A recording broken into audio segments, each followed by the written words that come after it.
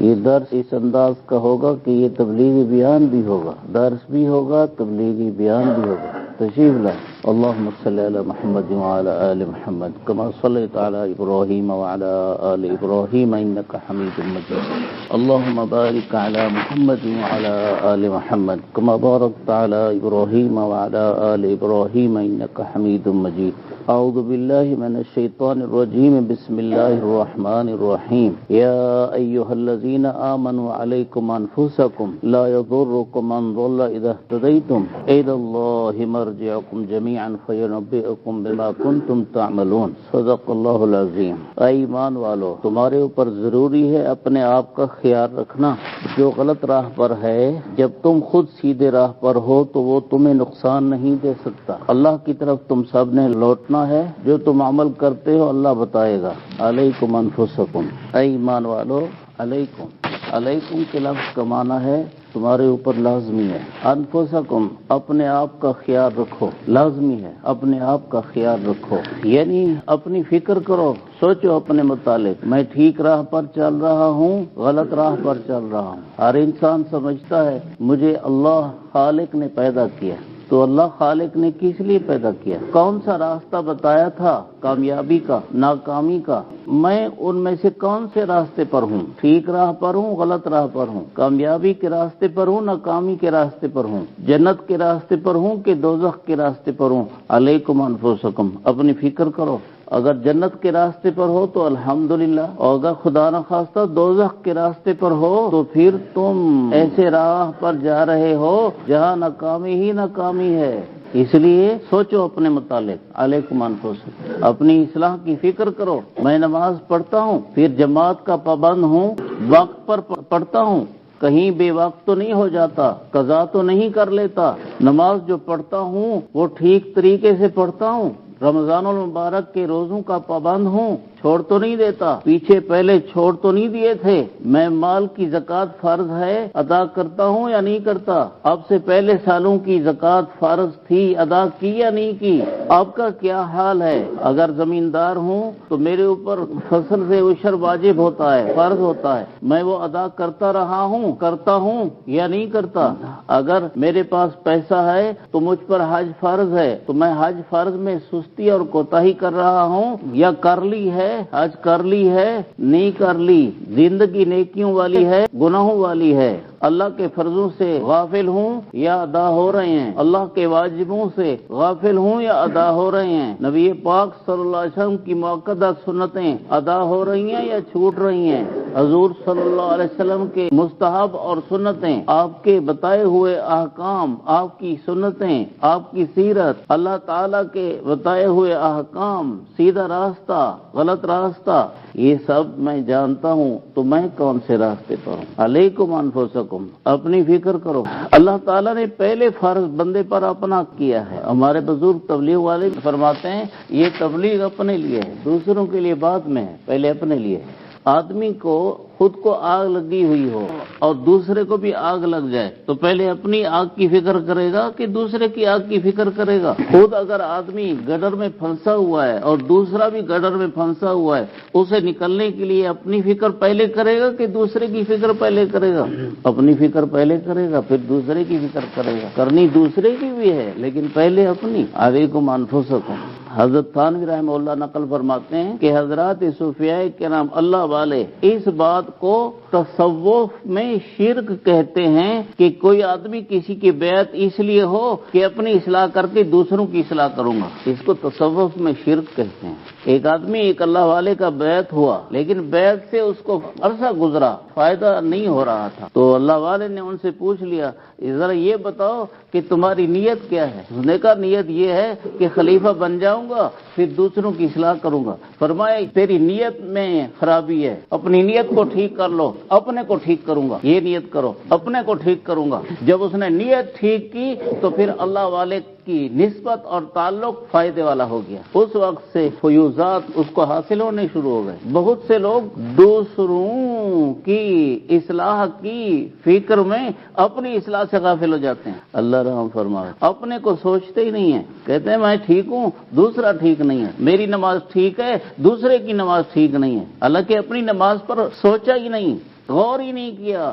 سمجھدار سیانے لوگ، دانا لوگ کہتے ہیں کہ آنکھ میں عیب یہ ہے کہ اپنے کو نہیں دیکھتی، دوسرے کو دیکھتی ہے۔ اس آنکھ میں عیب یہ ہے کہ اپنے کو نہیں دیکھتی، دوسرے کو دیکھتی ہے۔ اس میں تنکا ہو اسے نظر نہیں آتا، یہ دوسرے کا تنکا دیکھتی ہے۔ وہ ہمارے آخری بادشاہ، ہندوستان کے آخری بادشاہ گزرے، بہادر شاہ ظفر رحمت اللہ علیہ، صوفی بزرگ تھے، بس بادشاہی مل گئی، اس لیے کہ اس وقت مسلمانوں میں بادشاہی کا تسلسل چلا آ رہا تھا تو بادشاہی مل گئی، لیکن صوفیت تو تھی نا۔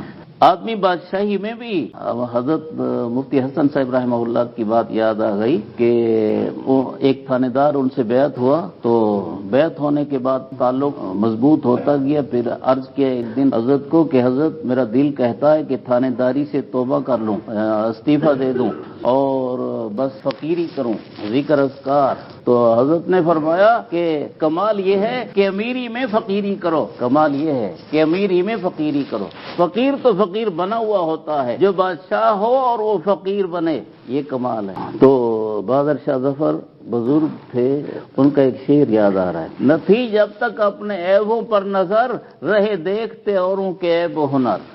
پڑی جب اپنے عیبوں پر نظر تو جہاں میں کوئی برا نہ رہا۔ ہم اپنے کو نہیں دیکھتے تو سب کے عیب نظر آتے ہیں، اپنا کوئی عیب نظر نہیں آتا۔ ذرا اپنے کو دیکھیں تو معلوم ہو کہ سب سے زیادہ عیبدار میں ہوں، میرے سے زیادہ کوئی عیبدار نہیں ہے، دوسرے سارے اچھے لوگ ہیں۔ تو پہلی بات ہے علیکم انفسکم۔ حضرت تھانوی رحمہ اللہ نے ایک اشکال پڑتا ہے اس آیت پر، اس کا جواب دے دیتا ہوں۔ حضرت تھانوی رحمہ اللہ نے اس آیت کا ایک اور مطلب بھی لیا ہے، علیکم انفسکم، ایمان والو تمہارے اوپر لازم ہے اپنے لوگوں کی فکر کرو، یعنی جیسے اپنی فکر کرنی ہے ایسے اپنے لوگوں کی فکر کرنی ہے۔ کافروں سے بھی پہلے اپنے مسلمانوں کو سنبھالنا ہے کہ ہمارا مسلمان اسلام پر ہے، کہیں خدا نہ کرے اسلام سے نکل تو نہیں رہا۔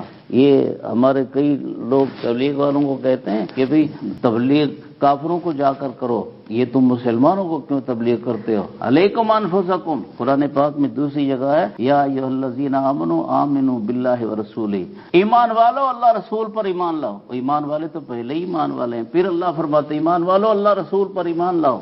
کیا مطلب ہے؟ ذرا خیال کرو، ایمان پر ہمیشہ قائم رہنا ہے، یہ ایمان چھوٹ نہ جائے۔ جو ایمان ہے اس میں ترقی کرنی ہے، ایک جگہ بریک نہیں لگا دینی، یہ ایمان والوں کو حکم ہے۔ تو یہاں بھی اللہ کیا یہ فرما رہا ہے، اپنے لوگوں کی فکر کرو، کافروں کی فکر بعد میں کرنی ہے، اپنوں کی فکر پہلے کرنی ہے۔ حضور صلی اللہ علیہ وسلم پہلے صحابہ رضی اللہ عنہم میں تعلیم و تبلیغ کرتے تھے، جب صحابہ نہیں تھے تو پھر سارے ہی غیر تھے، تو پھر سارے غیروں میں آپ کی تبلیغ تھی، اور جب صحابہ رضی اللہ عنہم ہو گئے تو زیادہ تبلیغ صحابہ میں، پھر صحابہ رضی اللہ عنہم کو بھی یہی مشن دیا کہ آگے یہی تبلیغ تم کرو، تو صحابہ رضی اللہ عنہم نے دین اسلام کی تبلیغ آگے کی، جہاں جہاں تک آپ صلی اللہ علیہ وسلم کی پہنچ ہوتی تھی وہاں تک آپ تبلیغ کرتے رہے۔ علیکم انفسکم، اپنے لوگوں کی فکر کرو۔ کی مثال بھی ایسے ہی ہے، اگر خدا نہ کرے اپنا گھر جل رہا ہو اور اپنے ساتھ والے کا گھر بھی جل رہا ہو تو پہلے اپنے گھر کی فکر کرنی ہے، پھر دوسرے کے گھر کی فکر کرنی ہے۔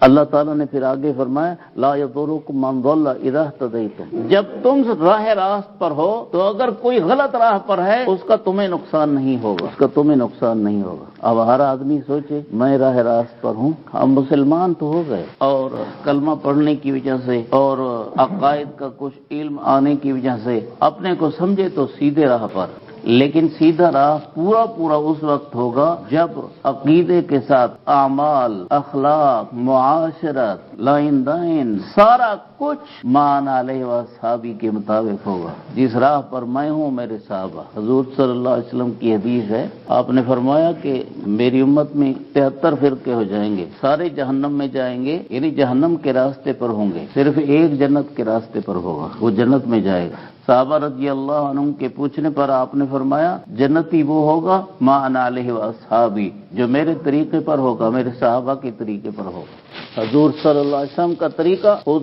اپنی زندگی میں دین لانا، صحابہ کا طریقہ خود اپنی زندگی میں دین لانا، پھر دوسروں کی زندگی میں دین لانے کی فکر کرنا، دین اپنے میں لانا، آگے پھیلانا۔ اچھا، اپنے میں لانا، جیسے پہلے عرض کیا، ہم سوچیں ہر گھر والا یہ حکومتوں کو ہم کہتے ہیں ہماری حکومت اسلام نہیں لاتی، اسلام لائیں، اس پر بہت سی باتیں ہمارے اکابر علماء فرماتے ہیں۔ ان میں سے ایک بات یہ ہے کہ میں جو کہتا ہوں کہ میرا حکمران اسلام لائے، سر سے لے کر پاؤں تک مجھ میں اسلام ہے، پھر میں جو کہتا ہوں کہ وہ ملک میں اسلام لائے، میری چار دیواری جو گھر کی ہے، اس گھر کی میری چار دیواری میں اسلام لایا ہوں، یہاں دین ہے، اس کے بعد میں سوچوں محلے میں دین ہے، اس کے بعد سوچوں میں بستی اور گاؤں شہر میں نے دین پھیلانے کی کوشش کی، اس کے بعد پھر تحصیل ہے، پھر ضلع ہے، پھر ملک ہے، پھر ساری دنیا ہے، اس کی فکر کی۔ کئی لوگ اسی آیت سے یہ سمجھتے ہیں کہ بس صرف اپنی فکر کرو، دوسروں کی نہیں کرو۔ حضرت ابو بکر صدیق رضی اللہ عنہ کے سامنے یہ اشکال آیا، بعض لوگوں کی بات آئی کہ جی امر بالمعروف نہی عن المنکر چھوڑ دو، اس آیت کا مطلب ہے۔ تو حضرت ابو بکر صدیق رضی اللہ عنہ نے فرمایا تم غلط سمجھے ہو، اس آیت کا مطلب کیا ہے؟ تم خود راہ راست پر ہوگے ہی تب جب معروف و منکر کا اپنے میں جائزہ لوگے اور دوسروں میں بھی معروف و منکر کے متعلق فکر کرو گے، امر بالمعروف نہی عن المنکر کرتے رہو گے تو تم خود بھی تب ہی راہ راست پر ہوگے۔ جب تم چھوڑ دو گے راہ راست پر تم نہیں تو پھر اپنی فکر کیسے کی؟ علیکم انفسکم، اپنی فکر کیسے کی؟ ہم اس اپنے ملک کو اسلامی ملک کہتے ہیں، سمجھتے ہیں، لیکن اسلامی ملک کے در و دیوار، شہر و بازار، گلی کوچے، یہاں اللہ کے فرائض، اللہ کے واجبات، حضور صلی اللہ علیہ وسلم کی سنتیں اور مستحبات گویا یتیم اور مسکین ہو چکے ہیں، جن کو سنبھالنے والے کم ہیں۔ اللہ والے فرماتے ہیں کہ بھئی برائی کی تبلیغ کرنے والے کتنے ذرائع ہیں، برائی کی تبلیغ کرنے والے کتنے ہیں، یہ بڑی موبائل، اس میں برائی کی کتنی تبلیغ ہے، اور بازار کا ماحول برائی کی کتنی تبلیغ کرتا ہے، اور دوسرے کتنے اسباب ہیں، ذرائع ہیں جو برائی کی دھڑا دھڑ تبلیغ کرتے ہیں۔ دکاندار نے دکان کھولی، گندی ویڈیو آگے منتقل کر رہا ہے، لوگوں کو کارڈ بھر بھر کے دے رہا ہے، یہ برائی کی کتنی تبلیغ ہو رہی ہے۔ اگر ہم نیکی کی اس سے زیادہ تبلیغ نہیں کر سکتے تو اتنی تو کریں، اس سے زیادہ تبلیغ نہیں کر سکتے تو اتنی تو کریں۔ حضور صلی اللہ علیہ وسلم نے ارشاد فرمایا من رأى منکم منکرا فلیغیرہ بیدہ، جو تم میں سے برا کام دیکھے اس کو اپنے ہاتھ سے روکے، اگر ہاتھ سے روکنے کی طاقت ہے، فإن لم یستطع فبلسانہ، ہاتھ سے روکنے کی طاقت نہیں تو زبان کو استعمال کرے اس گناہ کو مٹانے کے لیے، فإن لم یستطع فبقلبہ، آخری درجہ دل میں برا ماننا ہے، وذالک اضعف الایمان ولیس وراء ذلک من الایمان، اسے آگے حضور نے فرمایا ایمان نہیں، یہ دل میں برا ماننا بھی آپ نے فرمایا سب سے کمزور ایمان ہے، جو دل میں بھی برا نہیں مانتا آگے ایمان نہیں ہے۔ ایک واقعہ بھی حضور صلی اللہ علیہ وسلم نے بیان فرمایا کہ حضرت جبرائیل علیہ السلام کو اللہ تعالیٰ نے حکم فرمایا ان اقلب مدینہ قضا و قضا، فلاں شہر کو الٹا کرو۔ حضرت جبرائیل علیہ السلام اللہ کے حکم کی تعمیل میں چلے گئے، جب وہاں شہر میں پہنچے اور جائزہ لیا تو وہاں ایک بزرگ تھا، ہر وقت ذکر و عبادت میں لگا ہوا ہے، دنیا سے تعلق کاٹا ہوا ہے۔ تو حضرت جبرائیل علیہ السلام اللہ کے دربار میں دوبارہ حاضر ہوئے، یا اللہ ان فیہم عبدک فلان لم یعصیک قط، ان میں تو آپ کا فلاں بندہ بھی ہے جس نے پل بھر بھی کبھی تیری نافرمانی نہیں کی۔ اللہ تعالیٰ نے فرمایا اقلب علیہ وعلیہ، اس سمیت پورے شہر والوں پر شہر کو الٹ دو۔ کیوں یا اللہ؟ فإن وجہہ لم یتمعر فی، اس کے چہرے پر کبھی میری خاطر بل نہیں آیا، اس نے برائی کو محسوس ہی نہیں کیا، ادھر ادھر ہو رہی ہے محسوس ہی نہیں کیا۔ یہ بھی ایمان کا حصہ ہے، اور پھر اس کے مٹانے کی کوشش ایمان کا حصہ ہے۔ اب تو حالات اتنے عجیب ہیں کہ نہی عن المنکر کرنا چھوڑ دیا، امر بالمعروف کرنا چھوڑ دیا، الٹا منکرات کرنے والوں کے ساتھ ہو گئے، منکرات کرنے والوں کے ساتھ ہو گئے، برائی کرنے والوں کے ساتھ ہو گئے۔ ماحول اس صورت میں سارا ہی برا ہو جائے گا، اور برے ماحول میں میرا نیک ہونا ہی نہ رہے گا۔ میں سمجھتا ہوں کہ میں نیک ہوں تو دوسرے برے ہیں تو کیا ہے، تو میں بھی برا ہو جاؤں گا۔ جب ماحول میرے آس پاس برا ہو جائے گا تو آخر اثر پڑتا ہے۔ جس بندے کی زندگی نافرمانی اور گناہوں والی ہے، اس بندے کو اپنا ماحول، اپنی دوستی بدلنی پڑے گی۔ ہم تو گھر کی چار دیواری میں رہ کر سمجھتے ہیں ہمارے اندر دین آ جائے گا۔ یہ تبلیغ والے جو گھوم پھر رہے ہیں تو ان کے بھی گھروں میں، ان کے گھروں میں رہنے سے دین آ جاتا۔ یہ بزرگوں نے کیا فکر شروع کر رکھی ہے، یہ بھی یوں ہی بیٹھے رہتے تو اپنے گھروں میں دین آ جاتا؟ نہیں۔ ماحول بدلو، ماحول بدلنے کے لیے ماحول بدلنے کا علم آوے، ماحول بدلنے کے لیے ماحول بدلنے کا طریقہ آوے، دوستیاں بدلو۔ جب ہمارے پاس بیٹھنے والا ہی گندا ہو تو کتنے تک میں اچھا رہوں گا؟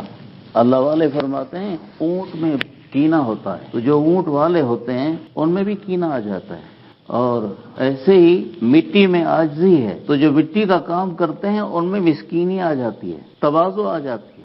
آگ میں بھڑکاؤ ہے تو جو آگ کا کام کرتے ہیں ان میں غصہ آ جاتا ہے۔ مٹی کا اثر ہے، آگ کا اثر ہے، جانور کا اثر ہے، انسان کا اثر نہیں۔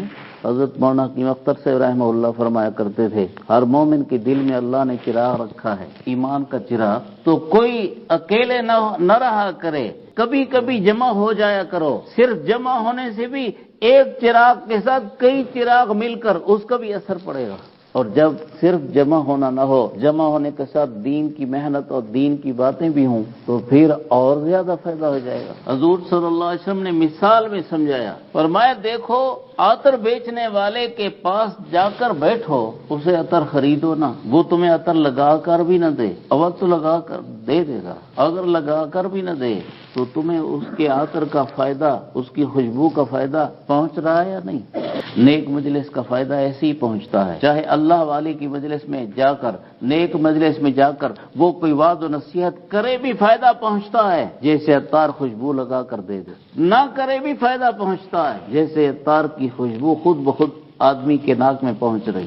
اور بڑھی کے پاس بیٹھو، لوہار کے پاس، بڑھی کے پاس، یعنی کہ وہ جو بٹھی جلاتے ہیں اور اس میں لوہا گرم کرتے ہیں تو وہ آگ کا کام کرتے ہیں، تم ان کے پاس بیٹھو، وہ آگ تمہاری طرف اڑاوے نا تو آگ کے چنگاریاں خود تم پر اڑ کر آئیں گی جسے تمہیں نقصان پہنچے گا۔ برے آدمی کے ساتھ بیٹھو گے چاہے تمہیں برائی کی ترغیب نہ بھی دے، تمہیں نقصان ہو جائے گا۔ المرء علی دین خلیلہ فلینظر احدکم من یخالل، آدمی اپنے دوست کے دین پر ہوتا ہے، سوچ لیا کرو کس کو دوست بنا رہے، سوچ لیا کرو۔ نیک آدمیوں کو آدمی دوست بناوے، نیکوں کی مجلسوں میں جا کے بیٹھے تو پھر نیک بنے گا۔ نشئی کے پاس آدمی بیٹھے اس کے ساتھ دوستی لگائے تو اگرچہ اس نے تہیہ کر رکھا ہو کہ میں اس کے ساتھ دوستی تو لگاتا ہوں، نشہ بالکل نہیں کروں گا، تو ایک دن نہیں کرے گا، 2 دن نہیں کرے گا، ہفتہ نہ کرے گا، 10 دن نہ کرے گا، ایک دن یہ بھی نشہ کر لے گا۔ اصحاب کہف کے کتے کو نیکوں کی صحبت سے اثر پڑا کہ اللہ نے اس کا قرآن میں ذکر کر دیا، اور شیخ سعدی رحمت اللہ علیہ کا فرمان ہے کہ اصحاب کہف کا کتا نیکوں کی صحبت اور ان کی خدمت اور ان کی چوکیداری کرنے کی برکت سے انسان بن جائے گا۔ کتا نیکوں کی مجلس میں آوے تو انسان بن جاتا ہے، انسان نیکوں کی مجلس میں جائے تو انسان کامل کیوں نہیں بنے گا؟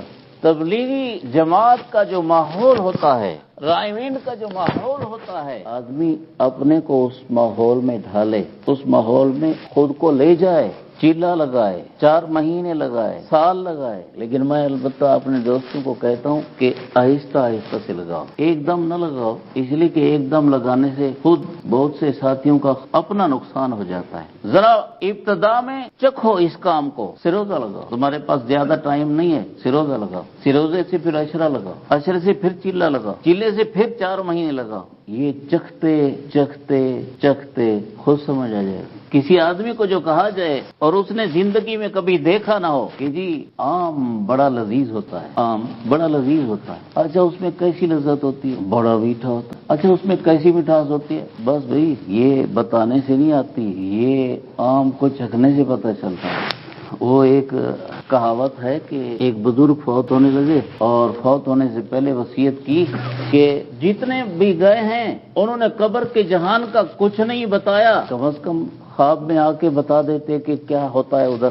جب میں مر جاؤں تو کاغذ قلم رکھنا میرے ساتھ, میں لکھ بھیجوں گا, میں لکھ کے بتاؤں گا تمہیں. تو انہوں نے وصیت پر عمل کیا, کاغذ قلم رکھ دیا اس کے ساتھ. دوسرے دن تیسرے دن کہتے ہیں کہ اس کی قبر پر گئے تو کاغذ قلم قبر سے باہر پڑا تھا اور اس پر اتنا لکھا تھا, یہ جہان دیکھنے سے تعلق رکھتا ہے, لکھنے میں نہیں آتا. یہ ماحول بھی دیکھنے سے تعلق رکھتا ہے, لکھنے سے نہیں آتا.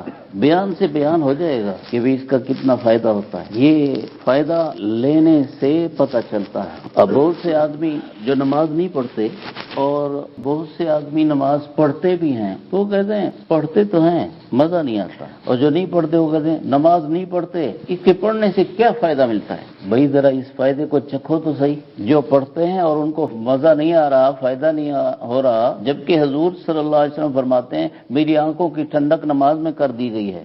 آنکھوں کی ٹھنڈک کیا چیز ہوتی ہے؟ آنکھوں کی ٹھنڈک ایسی چیز ہوتی ہے کہ دل کو سکون مل جاتا ہے. جیسے اولاد آنکھوں کی ٹھنڈک ہے. آدمی سارا دن مزدوری کرے, گھر جائے, چھوٹے چھوٹے بچوں کو دیکھے پیار سے محبت سے, تو وہ سارے دن کی تھکاوٹ ختم. ایسے ہی نماز ایسی بن جائے. جن کو نماز میں لذت اور مزہ نہیں آتا, ہم نے نماز کی مشق ہی نہیں کی. تیرا دل تو ہے صنم کدا, تجھے کیا ملے گا نماز میں. ہم نے دل میں بت رکھے ہوئے ہیں, بت, دکان کا بت, مکان کا بت, بیوی کا بت, بچوں کا بت, کاروبار کا بت, دنیا کے بت, دنیا کے بت رکھے ہوئے ہیں. ان بتوں کو ذرا نکالیں اور نماز میں آویں. ہاں, اس کے لیے مشق کرنی پڑے گی. بس یہی عرض کرتا ہوں, ذرا اس کی مشق تو کر لیں ہمارے نمازی بھائی. کیسے مشق کریں؟ نماز کو ایسے انداز سے بنائیں کہ خود بندے کو پتہ چلے کہ میں نماز پڑھ رہا ہوں, نماز میں یہ کر رہا ہوں, یہ پڑھ رہا ہوں. توجہ اور دھیان سے زبان سے کلمات نکلیں, کان سنے, دل دماغ سوچے پوری توجہ سے. حضرت تھانوی رحمہ اللہ سے کسی نے عرض کیا کہ جی میں آنکھیں بند کر کے نماز پڑھتا ہوں تو نماز میں خشوع آتا ہے, اور اگر آنکھیں کھلی رکھیں تو نماز میں خشوع نہیں آتا, دھیان نہیں ملتا. حضرت تھانوی رحمہ اللہ نے فرمایا کہ ایک آدمی آنکھیں بند کر کے بڑے خشوع خضوع کے ساتھ نماز پڑھا کرتا تھا, اور بڑی بنا سجا کے, اور اس کی اتنی اچھی نماز ہوتی تھی کہ وہ خود دل میں سوچتا تھا کہ میں بڑی اچھی نماز پڑھتا ہوں. تو ایک دفعہ دعا کر لیا, اللہ پاکا میں نماز تو بڑی اچھی کر کے پڑھتا ہوں, ذرا مجھے نماز کی کیفیت اور میری نماز کی صورت تو مجھے دکھا دے. تو اللہ تعالیٰ نے صورت دکھائی. خواب ملا, خواب میں بڑی حسین و جمیل خوبصورت پیاری لڑکی ہے, یہ آپ کی نماز ہے, لیکن سر سے لے کر پاؤں تک بڑی خوبصورت ہے, بنی سجی ہے, مگر آنکھوں سے نابینی ہے. یہ آنکھوں سے نابینی کیوں ہے؟ اس لیے کہ آپ آنکھیں بند کر کے نماز پڑھتے ہیں. حضرت تھانوی رحمہ اللہ نے یہ قصہ بیان کر کے فرمایا کہ بھلے آدمی کو خیالات آیا کریں, لیکن سنت کے خلاف اتنا بھی نہ کریں. اور ہم سوچیں کہ ہم سنت کے خلاف کتنا کرتے ہیں. رکوع میں جانا, تسبیحات پوری کرنا, رکوع سے کھڑا ہونا, قوما اس کی ذکر پورے کرنا, سجدے میں جانا, اس کی تسبیح پوری کرنا, 2 سجدوں کے درمیان تھوڑا سا رکنا اور دوسرے سجدے میں پھر سکون کے ساتھ جانا, یہ ہماری سکون کے ساتھ نماز ہی نہیں. تو پھر نماز ہماری آنکھوں کی ٹھنڈک کیسے بنے؟ مشق کریں ذرا. وہ جو آیا نا, اور بہت سے ساتھی سوچتے ہیں کہ بھئی آنکھیں بند کریں تو بڑے سکون سے نماز ہم پڑھ سکتے ہیں. تو بھئی آپ ایسا کریں, اگر آپ آنکھیں بند کر کے سکون کے ساتھ نماز پڑھ سکتے ہیں تو بند کرو پھر کھول لو, پھر بند کرو پھر کھول لو, پھر تھوڑا بند کرو پھر کھول لو. بالکل آنکھیں بند کر کے نماز نہ پڑھو. وقفہ کے ساتھ خشوع حاصل کرنے کے لیے 2 سیکنڈ 4 سیکنڈ بند کرو پھر کھولو, تاکہ وہ نابینی نماز نہ ہو جائے. تو تبلیغ کی محنت میں یہ ساری باتیں آتی ہیں. تو آپ حضرات اس کی فکر کرو کہ ہم نے نماز بنانی ہے, ہم نے ایمان بنانا ہے. اچھا, بہت سے ساتھی کہتے ہیں کہ جی ہمارا ایمان بنا ہوا نہیں ہے. یہ جن کو تبلیغ سے تھوڑا سا الرجی ہوتی ہے نا, وہ کہتے ہیں ہمارا ایمان بنا ہوا نہیں ہے. تبلیغ والے کہتے ہیں ایمان بناؤ. بھئی بنا ہوا کیسے ہے؟ جو گھر سے اٹھا کے مسجد تک نہیں لاتا, یہ کیسا بنا ہوا ہے؟ یہ بنا ہوا کیسا ہے جو جماعت کی پابندی نہیں کرواتا؟ یہ بنا ہوا کیسے ہے جو آدمی کو زکوٰۃ ادا نہیں کرنے دیتا؟ آدمی زکوٰۃ ادا نہیں کرتا، اللہ کے فرضوں سے غافل ہے۔ یہ بنا ہوا کیسے ہے کہ چوری بھی کرتا ہے؟ یہ بنا ہوا کیسے ہے کہ گاہک سے فراڈ بھی کرتا ہے، دھوکہ دہی، دو نمبری بھی کرتا ہے؟ یہ بنا ہوا کیسے ہے کہ دوسروں کے حقوق ہڑپ کیے ہوئے ہیں؟ یہ کیسا بنا ہوا ہے؟ بہنوں کے حقوق نہیں دیتے، بیٹیوں کے حقوق نہیں دیتے، پڑوسی کے حقوق سے غافل ہیں، یہ کیسا بنا ہوا ہے؟ دوسروں کی زمین پہ قبضہ کیا، یہ کیسا بنا ہوا ایمان ہے؟ اس کو بنا ہوا کہتے ہیں۔ پچھلے بزرگ فرماتے ہیں کہ اگر صحابہ رضی اللہ عنہم آ کر ہمیں دیکھتے تو جو ہماری زندگی ہے وہ سوچتے کہ یہ مسلمان بھی ہیں، ہم مسلمان میں کتنے ہیں۔ اس لیے کافروں کو تبلیغ کرنے سے پہلے ہم نے اپنے کو تبلیغ کرنی ہے۔ اللہ تعالی ہمیں عمل کی